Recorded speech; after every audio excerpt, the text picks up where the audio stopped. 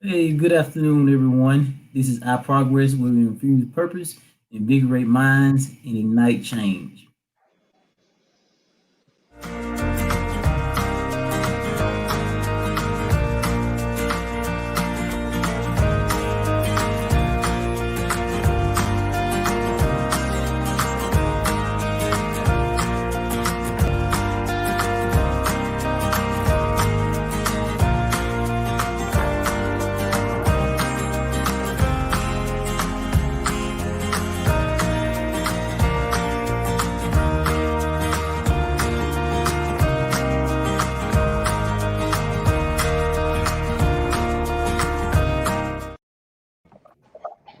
I'm Kenneth Bailey, the Life Doctor. I'm Terrence Johnson, the Life Excavator. I'm Jeffrey Hart, the life champion. And I'm Mel Pittman, Life Encourager. All right. So, topic today is in the end, I win. So, I'll put up a picture. Oh, okay. There you go. Wow, there it is. So this, if you don't know who this is Michael Jordan, and this is a Go. quote that he said. And so he said, I've missed more than 9,000 shots in my career. I've lost almost 300 games. 26 times I've been trusted to take the game winning shot and miss. I fail over and over and over again in my life, and that is why I succeed.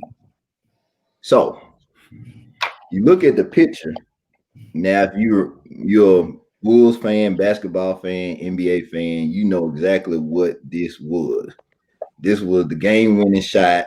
Pretty much the last time he was really officially in the league. We're not gonna count the Wizard years. True that, true that.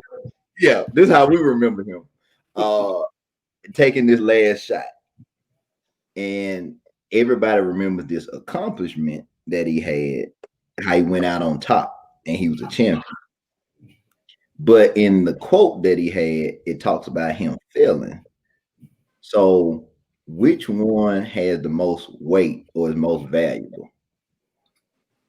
The accomplishment or the road it took to get there? Failures to help you take that road. All right. Anybody else got something? Oh, let me take this to the back. So I'm gonna say the failures as well because I learned more through my failures or setbacks than I could ever learn from winning. Mm-hmm. Exactly. I'll say the same thing because you learn more. Well, I ain't gonna say you learn more losing, but there's lessons that you can take away from from losing the game or losing something. So yeah, I definitely say the failures that he went through in order to get to that point. Okay. So now let's turn to us. So why is it then so hard for us to then do the same process for ourselves? Because what we compare ourselves to is the accomplishments that we want to do and the accomplishment that other people have done, which causes us to think that we're a failure. Because I think society has conditioned us to think that winning is the only way. Like if you're in some type of sports or some type of anything that competition, anything competitive, we're taught that the wins are the important ones, not the Mm-hmm. losses. Yeah, and then we don't focus on the lessons that we are meant to learn from setbacks or losing. Everybody want to celebrate and everybody's with you celebrating when you win, but hardly anybody is there with you when you lose, and you got to deal with it, and you got to find what losing means to you and the purpose of losing, and then does losing motivate you to win? It's easy to win. It's hard to lose and pick yourself back up to go back and try again for the win. And I would say it's our perspective of how we see ourselves. Mm-hmm. You can either as you're going through things, or you're going through failures failure after failure after failure, you can either see yourself as a failure, or you can look at it like, okay, I failed here, but I got back up and I tried again. Okay, I failed, but I got back up and tried again. So it really depends on how you see yourself. Mhm. Really determines, uh, yeah. Yeah. And then I'll point this out in Jordan's career, he lost more in the beginning Mhm. than towards the best years of his career. In the early stages is when he had that tenacity and that drive, and he had the will to make himself better and not lose despite of who he had with him. And I think, starting out, we have that tenacity, we have that energy, we have that excitement, and we don't mind taking losses. But what happens over time, if we don't get a win eventually, then we Mhm. get discouraged. All right. But I will say one thing about that. I don't know if we're gonna touch on it a little bit later, or whatever.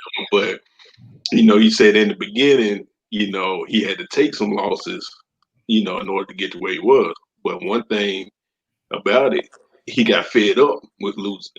He Mhm. got tired of Detroit beating him down all Mhm. those years and not winning. So he had to change his approach. And we'll leave it right there. We'll come back to that a little bit later. Go ahead and leave it right there. Come on with the point. Come on. So, all right. So yeah, we are gonna come back to that. But what I was thinking, and this is what I was thinking this morning. What if we have the wrong definition of winning in our life? So winning for Jeffrey or winning for Mel or winning for Kendrick might be different than winning for me. Mm, Then also, a lot of times we attach winning to the accomplishment. So we don't win until we accomplish the thing that we want to do. But what if winning is the small things that we do every day? So it's not the big thing that makes us a winner. It's the small victories we have over what we've overcome. So in that sense, just say a lot of people right now, because of the pandemic and COVID-19, they might be out of work, they might have financial difficulties or whatever like that. So a win for them might be a different win than a win for me. Their win might be just getting up out the bed in the morning. Their win might just be doing what they need to do for their kids. And so I think we attach winners or winning to the trophies and the accolades and the big event thing. But if you flip it that way, every day we are winning over something that we have to overcome. So then we change the definition of winning or being a winner into something that I already am because I'm winning over the things that I have to overcome each day. So winning in the context of what you're saying is living daily, despite whatever hardships you encounter, Mhm. is getting back or is picking yourself up just to start and finish each day.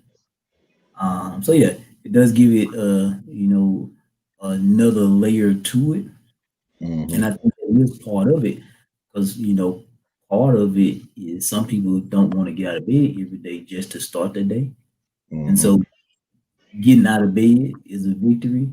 Putting their Mhm. clothes on is a victory. Mhm. Is a victory. Dealing Mhm. with people at work is a victory. And so Mhm. small victory leads to great rewards or reaping great benefits. Mhm. And that makes then the win a more internal win, or it's a silent win. So a lot of times the thing that we're winning over, nobody can understand it because it's something that we're individually dealing with. So if I'm always late and I get somewhere on time, nobody else is really gonna understand that. Like I understand it. So for me, I'm like, I'm on time. I won today. Look at me. I done did it today. But for everybody else, I'm like, okay, you just made it on time. Okay. And so I think that's what discourages us a lot, because the thing that we won internally is so great to us, but nobody else. And so sometimes we have to be okay with those silent wins, because those silent wins are how we win more and more. But those we have to give ourselves a pat on the back for, because nobody else will, because they don't understand the context of what we're trying to do. That's an incredible perspective. Mm-hmm. I need to give myself credit for getting up out of this bed every day and not being somebody's housewife. Amen.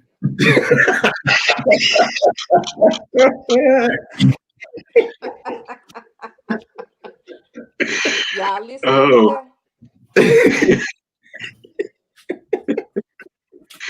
But it take those small wins, to keep you going. Yep. Because sometimes the only thing you need is just one Right. to build off of. Mm-hmm. So I mean, no matter how big or how small it is, you just need one every day to keep you going. But Yep. I think we take them for granted, those small wins. Like I would have never thought it, because it is We a big do. accomplishment, even though it's trivial, something small. It's a big accomplishment for me to get up out this bed every day and go to work. Some people, like you said, some people don't have a job to go to. So that's a win that I get up every morning and I have a job, even though I don't want to get up. Go to the housewife. But we take those small wins for granted. So even though we said those losses we learn a lot from, we can learn a lot from those small wins. That helps you appreciate your day more. Mm-hmm.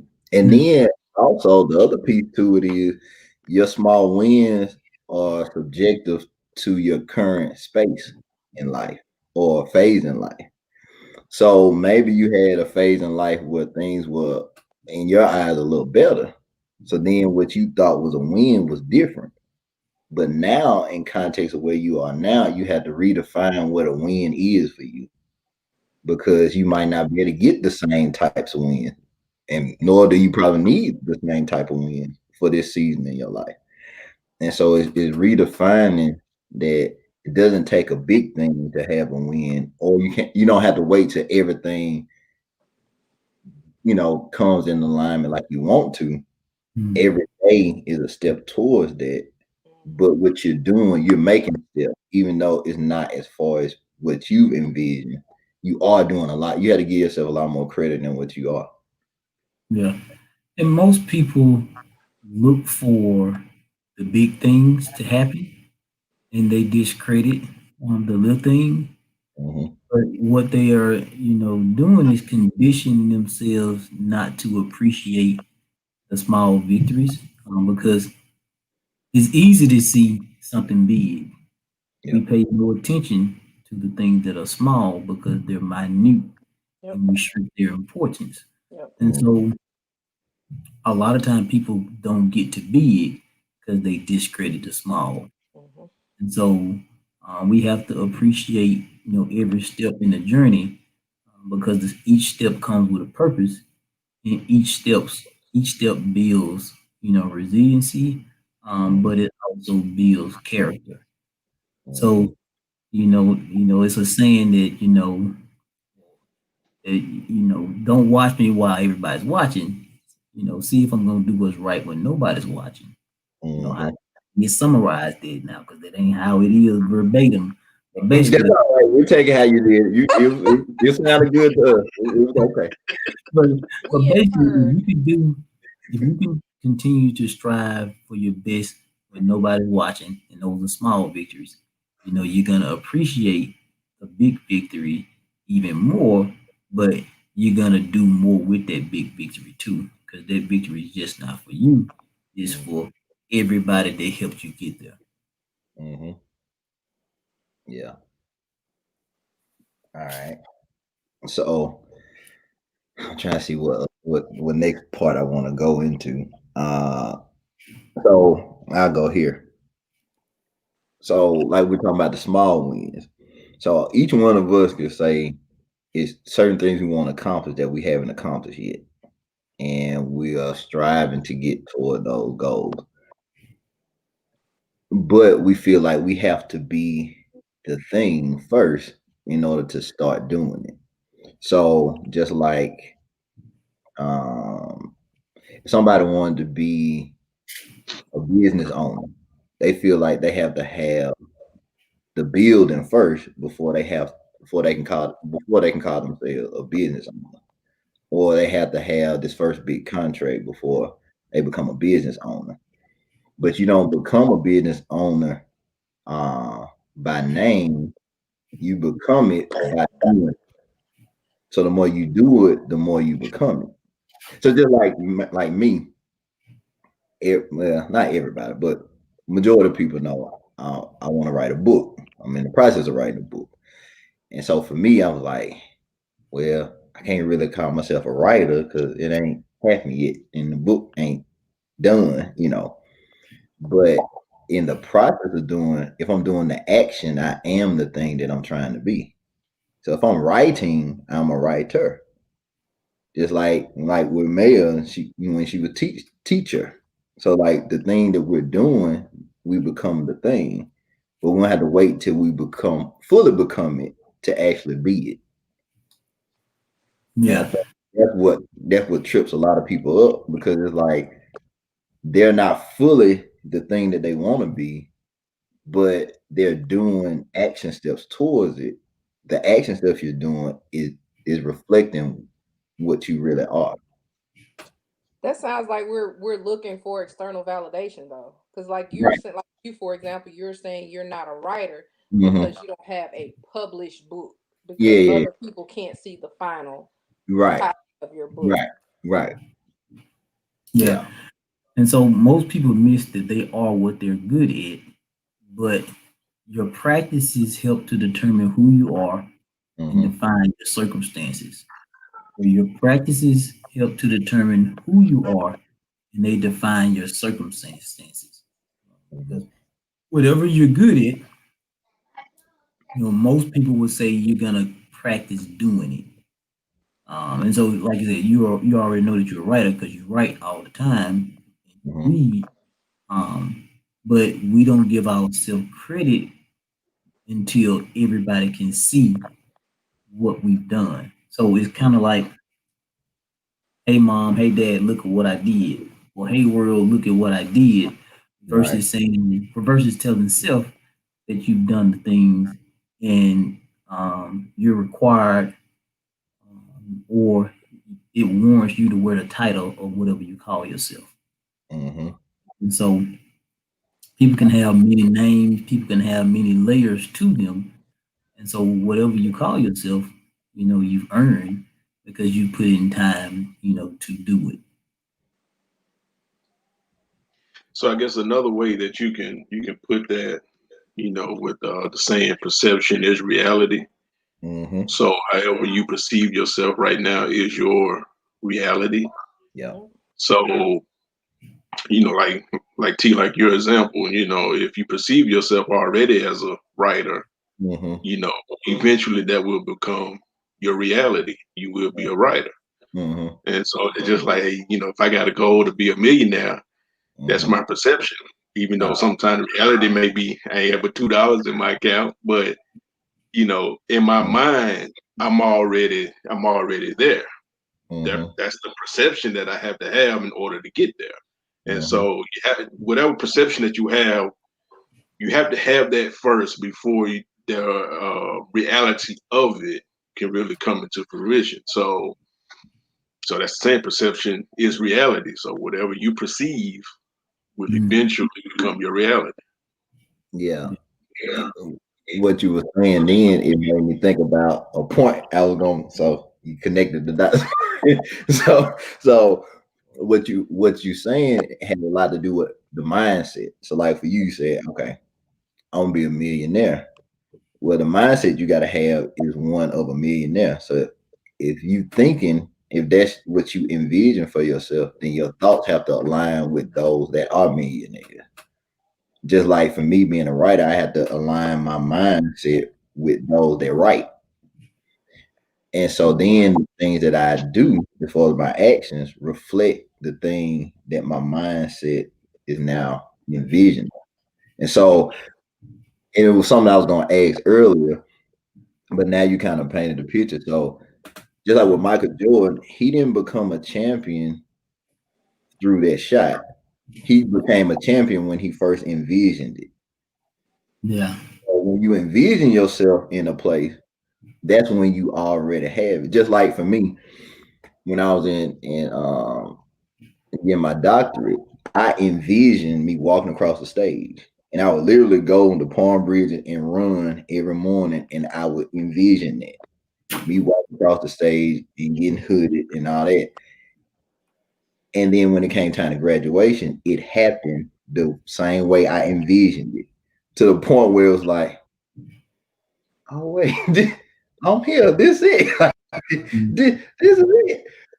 It's just like I envisioned it in my head, but it was because I held on to that vision and I matched my actions to that. And so then it's not hard. What people say, like, how you manifest things. You have to get the visual first in your head, because that's the only place it exists. It doesn't exist to anybody else but you. Yeah. But you have to continuously, and I think it was something like you said, Jeffrey, I don't know if it was Monday or maybe last week. It's kind of like the practice of what you do every day. You have to practice the mindset of what you, and I don't even want to say in this context shall be. The objective is to understand that you are now what you will be, because you already envisioned it now. Yeah. So once you get it, it's confirmation that you are already who you already knew you were. Yeah. Well, I'll throw out a couple points. I go back to what what Jeffrey said. Eminem said it best. I am whatever I say I am. So for some people, it's the verbalization gets them to being a champion. Okay. And like Terrence was just talking about, it's the visualization. So some people is what they speak. So the verbalization helps them win. Some people is the visualization, they have to see it.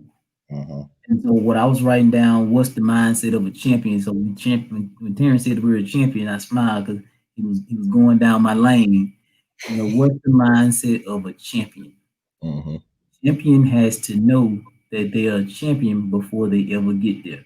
So Terrence talked about he had to visualize becoming a doctor. I just had to verbalize it.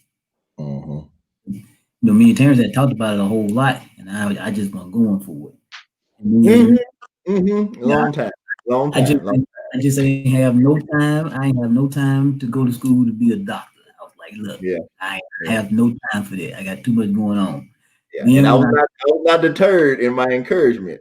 I was determined. I already knew what was going to happen. I was determined. Then I finally said, okay, this is what I'm going to do. And then I did it. And I just did what I said, I was going to do, because I knew it. I knew it was part of what I had to do, but I wasn't avoiding the process anymore. So, so we can't avoid the process of being who we shall be. We gotta be and then do, and then it shall be as it was written.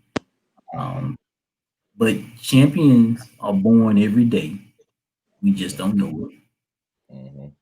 What if you are a champion right now and you just don't know it? Because Terrence reminded you that you got to act like a champion, but you got to practice like a champion too.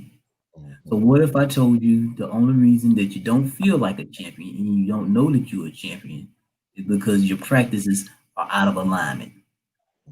You practice in football and you should be practicing for basketball. So you're out of shape. You're not in the right shape for what you're trying to condition yourself for. And so get yourself in alignment. But in order to get yourself in alignment, you got to make some changes. I'm sure for now. And another thing, also, you can't have contradictory thoughts. So let's say, like, we'll use my example again. Okay, I want to be a millionaire. Okay, but I can't sit here every day constantly saying I'm broke. I'm broke. I'm broke.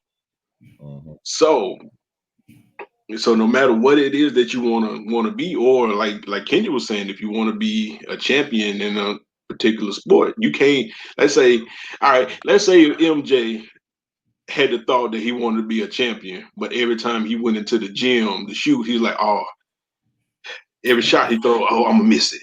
Oh, I'm gonna miss it. Oh, I'm gonna miss it.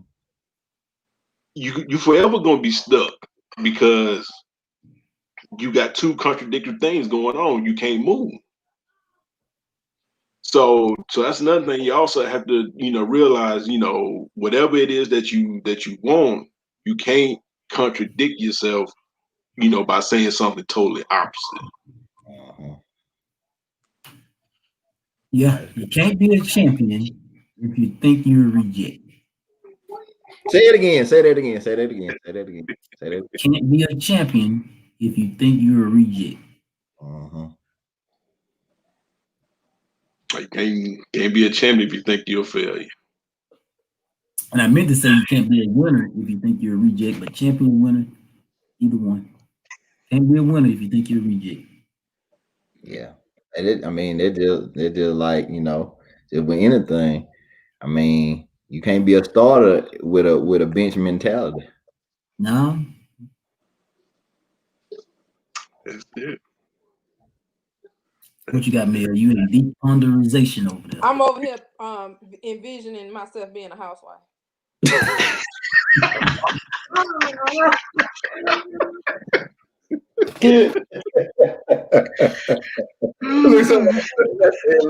My love, listen, I'm not even gonna say. I'm speaking that into the atmosphere every day. I'm gonna get up and practice like I'm a housewife.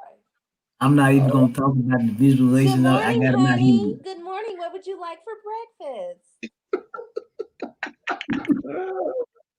I know. I'm not. Go for it, man. Go for it. I ain't gonna say. Look, I'm going to play tennis with the other housewives. Go for it. Go for it. I'm not even gonna say no, Mel. All I would say is, like we've been talking about, your practices have to be in alignment with a housewife.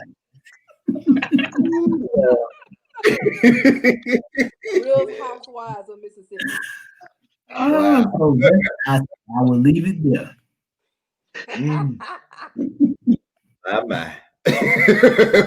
My. Look, I'm trying to see what we just left off of. I don't know how big. Sorry. I'm sorry, y'all. I'm just playing. That's not what I'm envisioning. Man, No, that's what you envision. That's what you envision. I am. Oh boy. You got me laughing. Yeah, I know. So Jeff, when you become a millionaire, can you introduce me to some of your single millionaire friends, colleagues? Thank you. Be patient, but you need to hurry up with your millionaire status. Hey, you right about that. Like any younger. Yeah, you definitely right about that. I sure need to hurry up with it.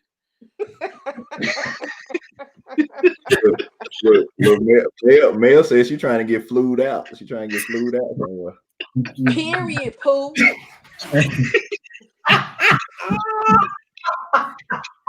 Oh man. Oh, we're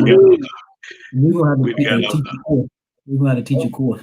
How to secure the bag. I said we're going to teach a course how to secure the bag and become a housewife. Male course. It's gonna be male 101. Male 101. How to secure the bag. If I knew how, then I would already be there. It's gonna be your course. You're gonna teach it how you get it. Male 101. How to be a housewife and secure the bag. Y'all put that in y'all prayers tonight. Amen. We'll keep you on the prayer list. Hallelujah. Ooh, boy. See, what's the next point on that list? Then what I'm trying to transition, but I'm laughing still. Okay. Okay, so this is the part I wanted to get into because I feel like it's something that we all have struggles with, but I think a lot of people that are watching are kind of in that place or have been in that place, and it's really about feeling like a failure, and feeling that burden of why am I not where I believe I should be, and how that can kind of overwhelm you and kind of cloud your perspective of yourself. So it's leading me into my other point I was gonna make. So I'm gonna say this and then I'm gonna unpack it. So we see ourselves as the noun and God sees us as the verb. Say it again. We see ourselves as the noun and God sees us as the verb. That gave me chills. So if I feel like I'm a failure, I'm not the label. God sees the action. And so the very thing I'm taking on is my identity. God is saying that I understand the action, and that's why I can help you get back on path. So that's how, when the Bible said, when he came to himself, when we come to ourselves, we understand that we're not our experience. Our identity lies outside of what we do.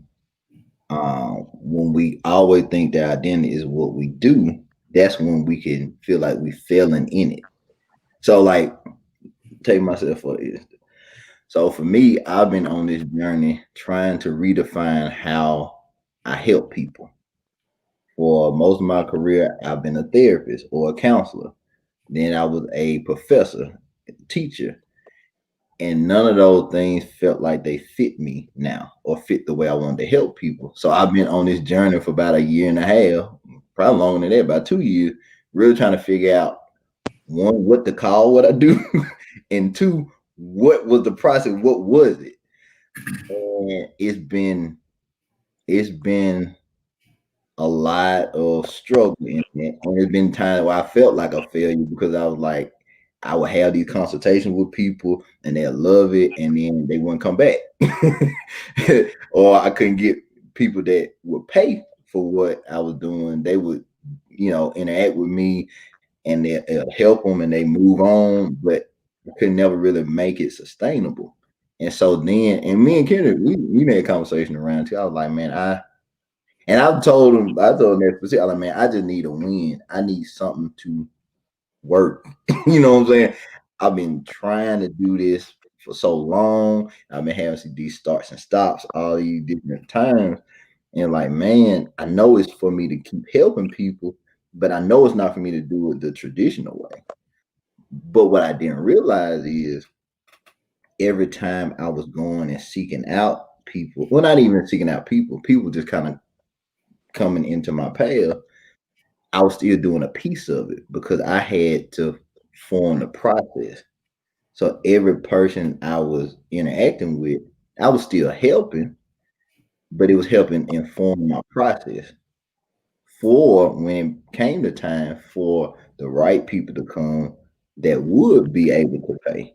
And then I had a clear idea or concept of how I was going to walk them through this process. So I was winning the whole time, but they were internal wins for me. I wanted something that I could go out to people and say, this is what I do. This is who I am. Yep. And because of that, I feel like I was failing or I was a failure. And that's where a lot of us are because we're trying to do the thing we feel that we're called to do, but it doesn't seem like it's working on the outside. But we have to understand that internally it has to work with us first. And we have to do those small things, those small steps every day to lead up to it. So I've been winning the whole time, but I also that process was informing me of people that were going to be in my same situation. So I had to go through that process in order to activate that in other people. So I got a statement and a question. Okay. So part of what Terrence is describing is you got to rid yourself of the imposter within to see your wins. But the question is, why do people struggle with becoming themselves, like the scriptures that you said? When I become myself, why do people struggle? Why do people struggle with becoming themselves, or in that essence, seeing themselves? Okay, so I'm gonna go. I've been on these different songs and stuff, so I'm gonna share a song I shared early in the week on the podcast. So I don't know if y'all heard of it. I had never heard of it till about maybe a year ago. It's called "Broken" by Shekinah Glory, and it's a part in the song. The song good just anyway, but the music kind of fades down, and what the singer says, she says, "I didn't know the price of yes would cost me so much." And she was saying in context of like doing what God wants us to do. We always say like, Lord, I'm available. Lord, choose me. Lord, use me, and all that kind of stuff. And when we say yes, we can't control what that yes is attached to. And so then it makes us feel like we're failing because everything starts to shift and move, and then we have to sacrifice. Like I ain't know when I said yes to this. This what you gonna do? I probably would say no, God, I'm good. Don't use me today. Don't use me. I don't want to be. Don't use me. And so I think that's the whole process. I know it's been times business wise. I know me and Kenny said that especially early on, like I don't I don't I don't want to do this. I don't want to do this. And I think that's on the road of becoming. The road of becoming is not for everybody. It's a conscious choice to better yourself every day. And also shed what's not important to you anymore. So you will have a lot of internal battles because one, you're battling with your old self. Now the people around you are battling with the new you. And you have to be prepared for both. Because internally, you're gonna get to a point and then you're gonna say, you who do you think you are? Like, this not you. You go on back over here where you know these people over here. You know how you used to do back in the day. I don't know why you trying to do all that. And then you have on the outside people like, oh, you think you better now. Oh, you can't come through no more. Oh, you can't do this no more. So then you got these two battles, one internal, one external, that are going on at the same time. And a lot of us are not prepared for that. So it's like in that process of becoming, that's what you're gonna have. You're gonna have both of those battles a lot. Sometimes they're gonna be going on at the same time. Some you might have more internal, some might be more external. And I think that's what people don't realize when that's not what gets talked about. People want to tell you like name it and claim it and write the vision and make it plain and pray on it and the Lord gonna give it to you. And okay, but this is this is the reality of it. And it's not gonna be exactly the way you thought, but the becoming is the process of having the mindset that you need for the thing that God called you to do. You have to believe that you're strong enough to be able to Right. have those wars. Speaking to So, Melvin, because I'm like, I don't want to do it because I'm scared. I don't want to do it. I'm not strong enough. Yeah. But okay, before we move on from that, so what you just said, man, going back to Monday, the part that we talked about as far as birthing, what you birthing, and then the very thing that you're afraid to do and think that you're not strong enough to do is the very thing that God already put in you to do. So He already equipped you for it. Is if you activate it and you acknowledge what He already gave you, because He gives us what we need. We don't want to use it because then we don't want to lose the things that we holding on to. That and because we're listening to, as Kendra has said, those voices that other people have implanted in us those Yep. thoughts that other people have placed upon Yep. So, That was a little different in the background. so Getting this I singing on. hey, I have a couple points. All right, so as Terrence was talking, I was getting the visualization of TI versus TIP. So the two parts of self that's battling. So the TI versus TIP, the two parts of self that's battling. There's no manual for becoming. You just have to live and trust the process. But birthing is something that you already, when you birth something, you're already equipped for the process. You just have to take the next step. And so it's like our old logo equipping you for the next step. What we really telling people is that you were destined to do what you're trying to do, but you gotta believe in you. So their vision is the birth of something. But they gotta move, and it don't matter how they move, they just gotta move to inform their process.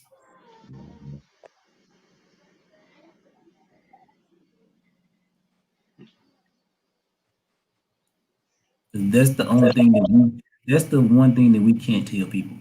See, if you don't move, you won't learn. And so you're gonna learn by what you do or by your practices. And so the more you walk, the more you learn along your journey, and the more strength you gain, but the more your posture looks like a person that's winning instead of a person that's losing. Yeah. I come up with so many excuses though, because I'm like, I got enough going on right now. I don't want Mhm. to add Hey, this I've what been, already going I've on. been there. Hey, Yeah. believe me, I've been there. I was like Dean Malenko, the man of 1,001 holes. I gave every excuse why I couldn't do it instead of just saying, you know what, it's time for me to do it. Yeah. Because I if I think was doing 15 other things, I probably could carve out time to do 16. yeah. I like the end part of this Me concept. too. And many people are scared of the Purpose pain that comes epidural. with the transformation process. Once their pain starts, they're looking for a way to numb it. They want a purpose epidural. David, Yeah, you gonna stop talking about me. but Don't you start. Don't you join that bandwagon. Don't talk so about me. I'm gonna add another layer to that though. People want the epidural because it relieves pain, but they don't understand sometimes the consequence of getting the epidural. So Mel can what's the consequence sometimes of getting the epidural, Mel?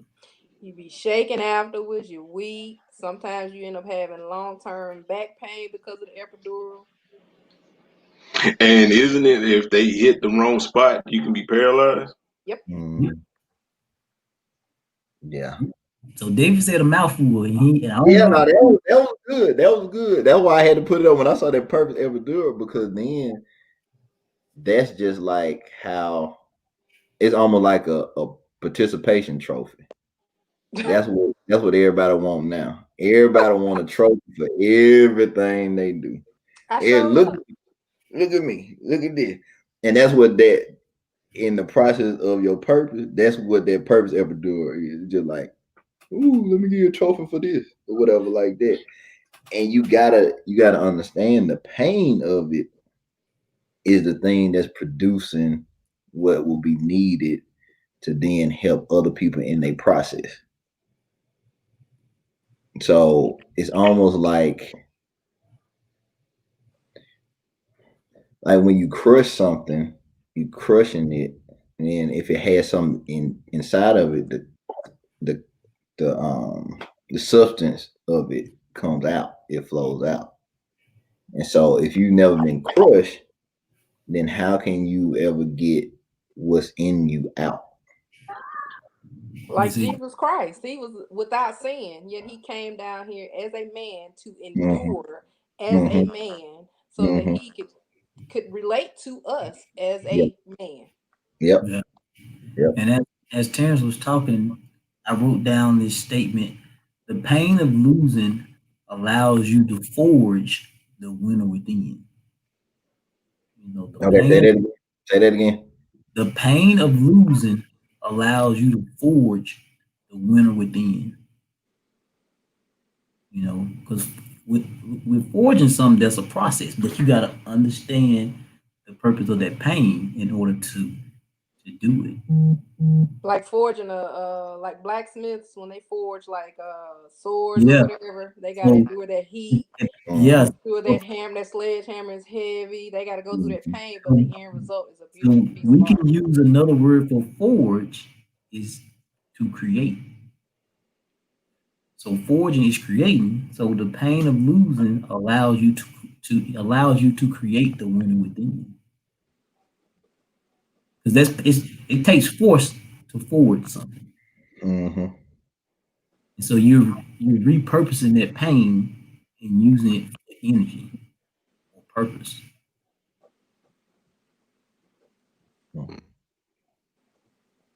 So you gave me a vision. So it's almost like you taking one resource and turning it into something that could might be a battery. So in one thing it's being used for something. Now you're using it for power. Yeah. Everything that gave you pain is the thing that you can transform into the battery that can power your purpose. And that's what forging things, you use it as a weapon to tackle giants or to kill giants or whatever your initiative is. Because when you're talking about forging, you know, a lot of times it's a mighty sword, but it could be horseshoes or, you know, or horse, it could be anything. And so it's just looking, you know, at what you're doing and then what you're using it for. Because I thought Jeffrey was about to say something because he had some, and that's why I was about to back off because he had some when I said Oh, the word forge. Like when I said the word forge, his eyes lit up like a Christmas tree. So I thought he was going to go through. I was waiting on him too. I saw him lean in. come on, Elder, come on. Nah. Well, I guess what I was thinking about, you know, it wasn't really about forging or whatever. You said something about losing. And I don't quite remember exactly what you said. Yeah, yeah. And so, you know, you got me to thinking, and T, I know you remember this. Okay. Think back to like the 90s. Uh-huh. Prairie View A&M. Uh-huh. You remember them, right? Uh-huh. Prairie View went on an 88 game losing streak. They were trash. They were trash. Trash. But I look at it now. Mm-hmm. You got to think how many seasons or how many losing seasons they endured. Mm-hmm. But you can also look at it that no matter what, although they may not have won the game, every Saturday they showed up. Mm-hmm. So, like I said, it's small wins. Mm-hmm. So, and I think about to when they actually snapped that 88 game win streak. Mm-hmm. What did they do? They shut everything down. They had a And parade. they celebrated. Yes. Yeah. So when you said that they just got me to thinking like, okay, you may endure Mm-hmm. plenty of losing seasons, Mm-hmm. but you get up every day. Mm-hmm. You keep going. And we were just kind of going back to the little small wins we were talking about earlier. You get up every day. You go to practice. You hit the weight room. You still get stronger. Mm-hmm. Although game may come and you may lose, but that's okay. You get back up. The next week, go through the same thing. Practice. Mm-hmm. Keep getting better. Eventually, one day it's gonna come. Mm-hmm. That win gonna come. And when it do, Mm-hmm. you shut everything down and you celebrate. Come on, life champion. That's what I'm saying. You better come on now. I was gonna say it. Now. You better come on now. So I'm preaching to myself right now. That's all right. You preaching to everybody else too. You come on. It don't matter. It don't matter what you're going through right now. Mm-hmm. You may be getting attacked on every side. It don't matter what you're going through. You get up every day. You keep going. Mm-hmm. Cause that win is coming. If you don't quit, if you don't give up, that win is coming.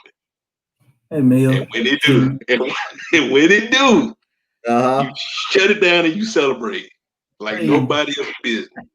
And when Jeffrey said this, how about, man, I got a visual of Mr. Brown shouting. With them ashy knees.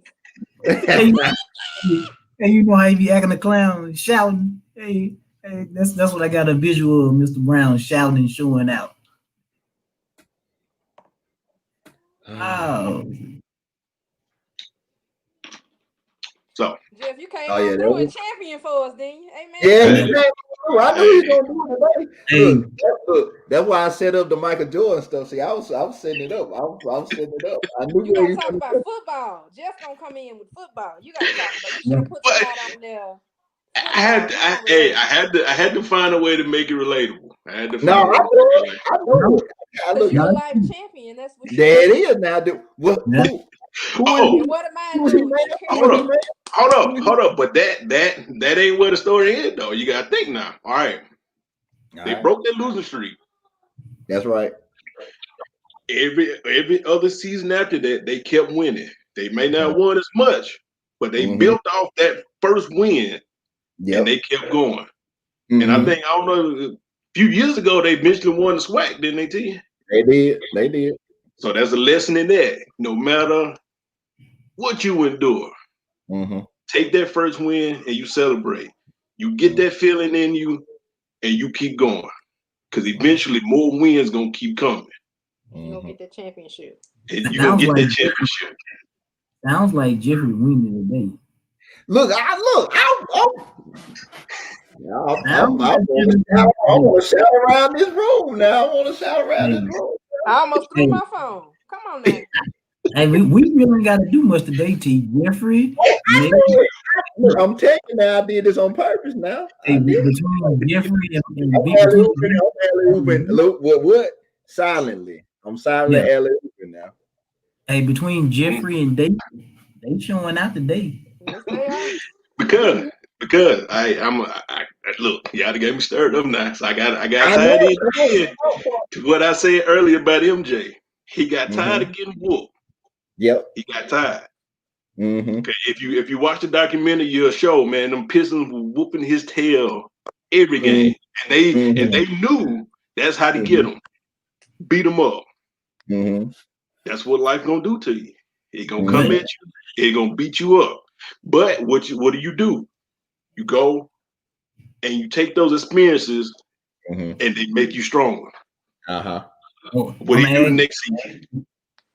I'm gonna add this, Jeffrey, because what you brought up. Jordan did one thing that most people that lose don't do.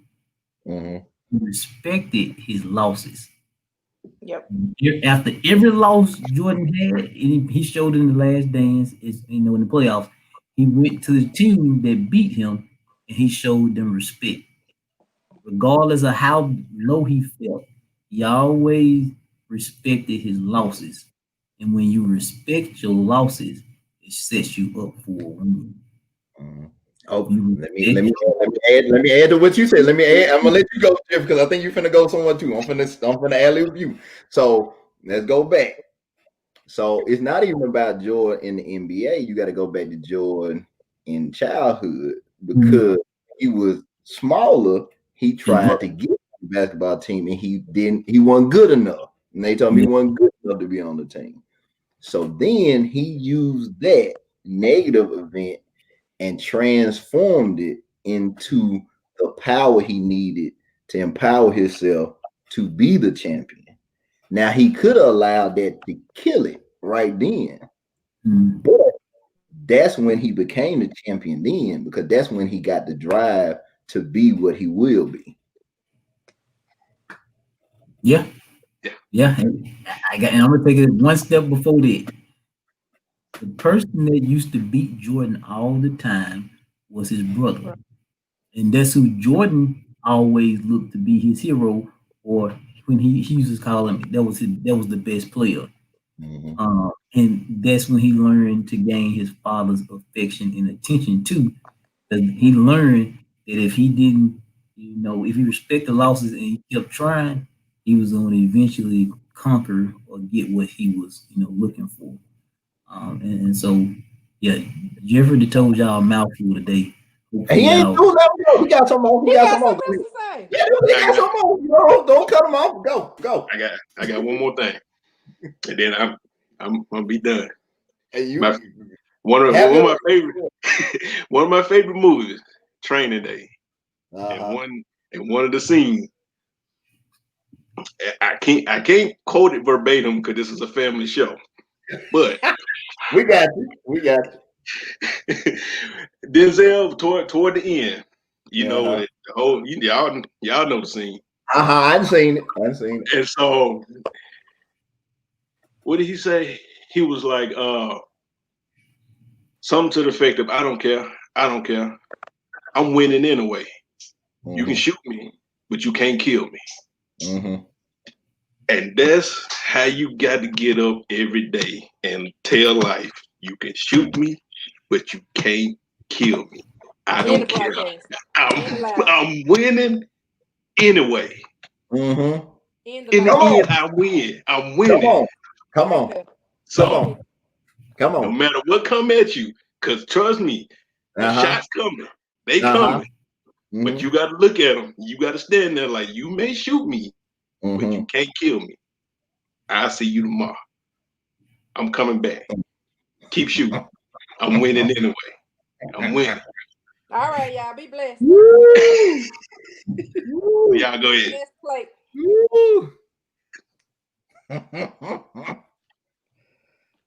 My.